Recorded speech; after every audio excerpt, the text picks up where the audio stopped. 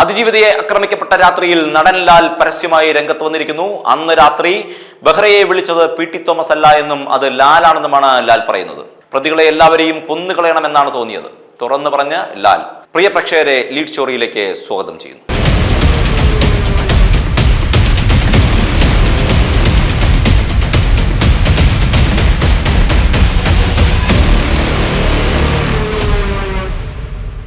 നടി ആക്രമിക്കപ്പെട്ട ദിവസം രാത്രി തന്റെ വീട്ടിൽ നടന്ന സംഭവങ്ങൾ വെളിപ്പെടുത്തി നടനും സംവിധായകനുമായ ലാൽ. പെൺകുട്ടിയെ കണ്ട് നടന്ന കാര്യങ്ങൾ അറിഞ്ഞപ്പോൾ അത് ചെയ്തവരെ കൊന്നുകളയണമെന്നാണ് തോന്നിയതെന്നാണ് ലാൽ പറയുന്നത്.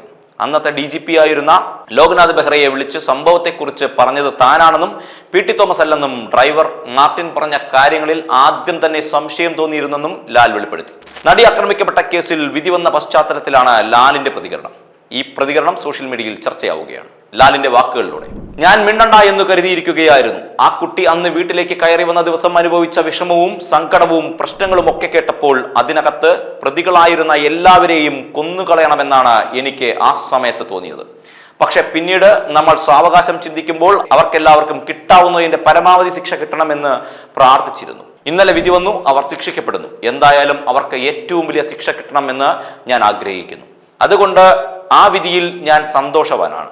പിന്നെ ഈ ഗൂഢാലോചനയുടെ കാര്യം, അത് പിന്നീട് കണ്ടെത്തിയ പ്രശ്നമാണ്. സത്യം പറഞ്ഞാൽ അതേക്കുറിച്ച് എനിക്ക് അറിയാവുന്നതിലും അപ്പുറം നിങ്ങൾക്കറിയാം. ഒരു പക്ഷേ എന്നെക്കാൾ കൂടുതൽ നിങ്ങൾക്കറിയാം, നിങ്ങളെക്കാൾ കൂടുതൽ പോലീസ് ഉദ്യോഗസ്ഥർക്കും അറിയാം, കോടതിക്കറിയാം, അഭിഭാഷകർക്കറിയാം, എല്ലാവർക്കും അറിയാം.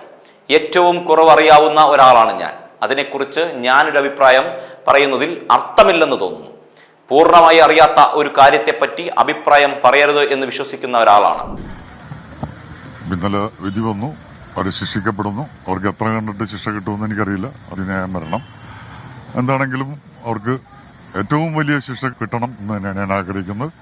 അതുകൊണ്ട് തന്നെ ആ വിധിയിൽ ഞാൻ സന്തോഷവാനാണ്. ഈ കേസിനെ സംബന്ധിച്ചിടത്തോളം ഇത് തെളിയിക്കാൻ വേണ്ടി എന്റെ വശത്തു നിന്നുള്ള കോൺട്രിബ്യൂഷൻ എല്ലാം ഞാൻ ചെയ്തിട്ടുണ്ട് എന്ന് തന്നെയാണ് ഞാൻ വിശ്വസിക്കുന്നത്. അന്ന് ആ കുട്ടി വീട്ടിൽ വന്നു കഴിഞ്ഞപ്പോൾ ആദ്യം ബെഹ്റ സാറിനെ ഫോൺ ചെയ്ത് വിവരമറിയിക്കുന്നത് ഞാനാണ്, അല്ലാതെ പി.ടി. തോമസ് ഒന്നുമല്ല.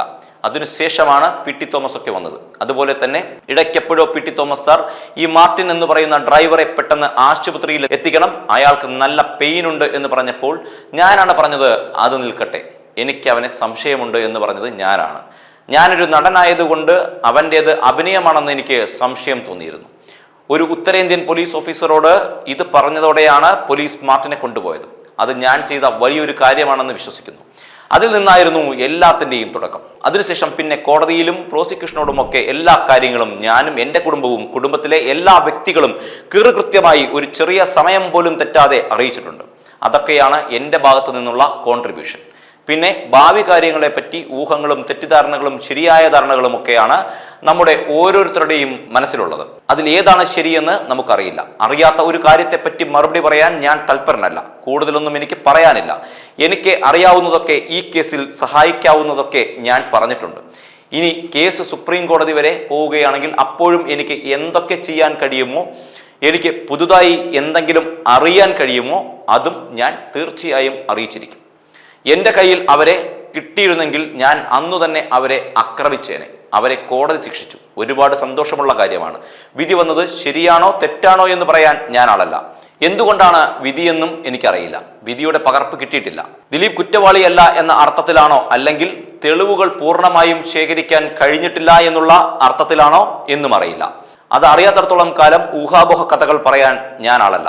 ഈ വിധിക്ക് ശേഷം ഞാൻ അവരെ, അതായത് ആ നടിയെ വിളിച്ചിട്ടില്ല. എനിക്ക് വലിയ ബുദ്ധിമുട്ടാണ്. ഞാൻ വലിയ കൺഫ്യൂഷനിലും ടെൻഷനിലും സമാധാനക്കേടിലുമാണ്. സന്തോഷിക്കണോ സങ്കടപ്പെടണോ എന്ന് ഒന്നും അറിയാൻ പാടില്ലാത്ത അവസ്ഥയിലാണ്. നടൻ ലാലിന്റെ ഈ വാചകങ്ങൾ സോഷ്യൽ മീഡിയ ഏറ്റെടുത്തിരിക്കുകയാണ്. അന്ന് രാത്രി ബെഹ്റയെ വിളിച്ചത് പി.ടി. തോമസ് അല്ല, നടൻ ലാലാണെന്നാണ് അദ്ദേഹം പറയുന്നത്. നാഷൻ ന്യൂസ് ലൈവ്, സത്യം, ചരിത്രം, വർത്തമാനം.